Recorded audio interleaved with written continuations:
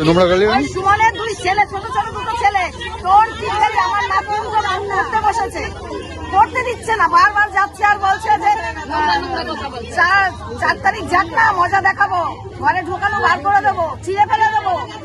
আর ভাষা যে এত খারাপ ভাষা, আমাদের মায়ের বয়সী, মায়ের থেকে বড়, তা মানছে না, যা না তাই গালাগালি দিচ্ছে। আমার একটা ভাই অসহায়, দাঁড়াতে পারে না, হাঁটতে পারে না, তাকে বলছে কি তোকে আরো ল্যাংড়া করে দেবো, মানে খিস্তি গালাগালি যা পাচ্ছে তাই দিয়ে যাচ্ছে। আমরা বেরোতে পারছি না ঘর দিয়ে, বহুত অত্যাচার, এত বছর বহুত অত্যাচার সহ্য করছি। আপনার নাম? আপনার অ্যাড্রেস? কি নম্বর ওয়ার্ড অ্যাড্রেস? আমরা এখন এর ন্যায় বিচার চাই, এর আমরা ন্যায় বিচার চাই। আমাদের পাড়ার যে ছেলেটাকে নিয়ে গেছে পুলিশ, সুকান্ত গাঙ্গুলি, আমরা ছেলেটাকে এই মুহূর্তেই আমাদের কাছে চাই, তার কোনো অপরাধ নেই, প্রথম কথা। 2 নম্বর কথা, এর ন্যায় বিচার চাই।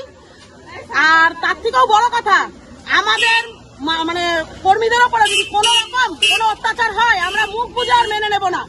আমরা এর পাল্টা উত্তর কিভাবে দিতে হয় দিয়ে দেখিয়ে দেবো। 7 বছর অনেক সহ্য করেছি, আমাদের 7টা বছর দেওয়ালে পিঠ থেকে গেছে, 7টা বছর বাড়ি ছাড়া করেছে এই তৃণমূলের দুষ্কৃতি। এবার কমল অধিকারী, শুভর অধিকারী করেছে, এবং কমল অধিকারী, সন্তোষ, নরেশ আমাদের পাড়ায়, রবীন্দ্রপল্লীতে সঞ্জয়, নরেশ, গুড্ডু, সন্তোষ, এবং নতুন পল্লীতে হচ্ছে মিল্টন, আর এই ক্ষুদিরাম পল্লীতে হচ্ছে আমাদের দেওয়ালের পিঠ থেকে গেছে। আর আমার হাজবেন্ডটাকে তুলে নিয়ে নেওয়া হলো কেন? আমার দেওয়ারকে জানার আমাদের আজকে না, আমরা ওকে নিয়ে বাড়ি ঢুকবো।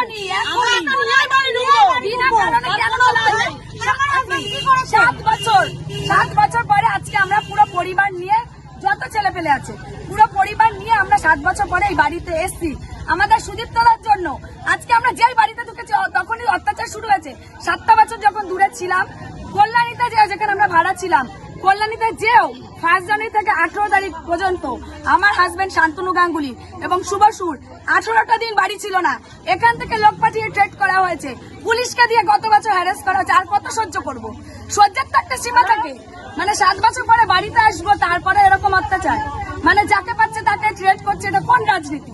রাজনীতি সবার অধিকার আছে, যার ভালো লাগবে সে যেই দল করবে। তাই বলে এরকম 7টা বছর পরে বাড়ির বাইরে আবার বাড়িতে ট্রেড করছে। দাদা যখন যেখানে মিটিং মিছিল করছে, আমরা দাদা আমাদের সাথে এগিয়ে আসছে, আমরা একটা ভয় মানে শক্তি পাচ্ছি যে সুদীপ্তদা দাঁড়িয়েছে। তারপরে রাত্রিবেলা, দিনের বেলা যাদেরকে মিটিং মিছিলে নিয়ে যাচ্ছি, দিনের বেলা তাদের রাত্রিবেলা ঘরে ঢুকে চোখ রাঙিয়ে বলছে যে তোদেরকে দেখে নেবো, এবং বাচ্চা মেয়েকে ছাড়ছে না, বলছে তোকে ধর্ষণ করবো। এটা কোন রাজনীতি?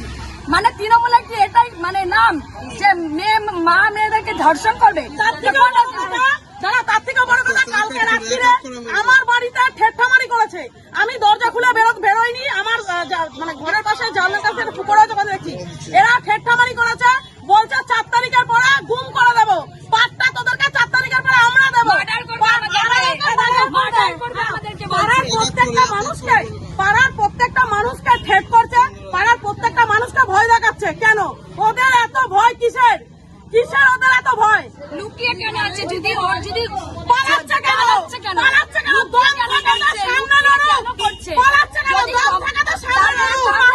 আমরা এসেছি, এখন আসতে বলো।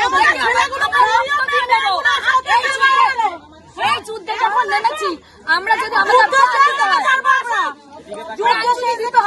প্রাণ যদি দিতে হয় দেব, কিন্তু আমরা থাকবো না।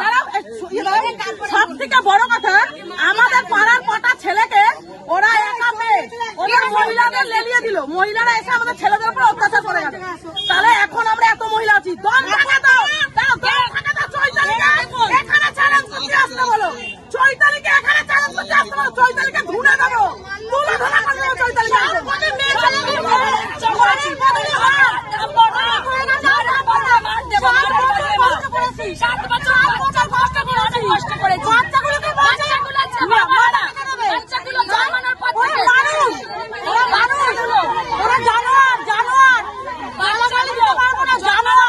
বাবাকে চেনে না, এই যে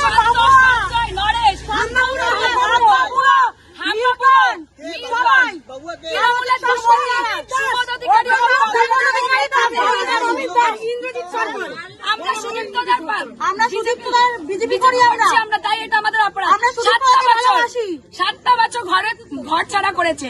যেই দাদা আজকে প্রার্থী হিসেবে দাঁড়িয়েছে সেই দাদা আমাদের আজকে 5 থেকে 6 দিন হবে। বাড়িতে আমাদের প্রত্যেকটা মেম্বারকে, বাড়ির ফ্যামিলিদের বাচ্চা সঙ্গে ঢুকিয়েছে। তারপরে এদের যখন আমরা 7টা বছর বাড়ির বাইরে ছিলাম, তারপরে আমাদের শ্বশুর শাশুড়ি প্রত্যেকটা বাড়ির লোককে যারা ছাড়েনি, চড় মেরেছে আমার শ্বশুরকে। পুলিশ যাকে নিয়ে গেছে খেয়েছিল আপনার, পুলিশ যাকে নিয়ে হ্যাঁ, পুলিশকে আমরা অনেকবার জানিয়েছি। যখন পুলিশকে জানানো হয়েছে বলছে আমরা দেখছি, শোনা যায়নি।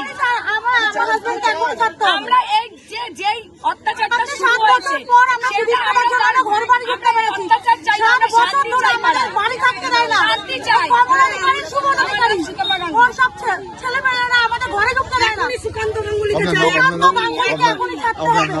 নাম?